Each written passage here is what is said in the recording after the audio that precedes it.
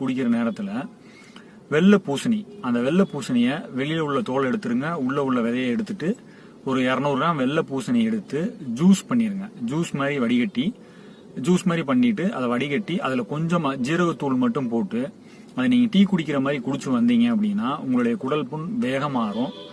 இது ஒரு நாள். இன்னொரு நாள் நல்ல தண்ணியை சுட வச்சு அதுல ஒரு 100 இல்ல 200 கிராம் முட்டைக்கோசை சீவி அந்த சுடு தண்ணியில நல்லா போட்டுருங்க. நல்லா கொதிக்க வச்ச தண்ணியில போட்டுட்டு அதுல ஒரு அரை லெமன் புழிஞ்சு விட்டுருங்க. கொஞ்சம் மஞ்சத்தூள், அதுக்கப்புறம் கொஞ்சம் கல் உப்பு போட்டு அந்த முட்டைக்கோசை நல்லா கழுவிடுங்க. நல்லா வாஷ் பண்ணிட்டு அந்த முட்டைக்கோசை எடுத்து நீங்க மிக்சி ஜார்ல போட்டு அதையும் ஜூஸ் மாதிரி எடுத்து 2வது நாள் இதே மாதிரி 3வது நாள் வெள்ளை பூசணி, 4வது நாள் முட்டைக்கோஸ். இது அப்படியே தொடர்ந்து நீங்க ஃபாலோ பண்ணிட்டே வாங்க. உங்களுக்கே தெரியும் உங்க புண்ணு ஆறுறதோட அருமை உங்களுக்கு நல்லாவே தெரியும். நீங்க இந்த ஜூஸை ரெகுலராகவே குடிச்சிட்டு வரலாம். ரொம்ப நல்லதுங்க இது உடம்புக்கு. அதுக்கப்புறம் உங்களுடைய காலை உணவு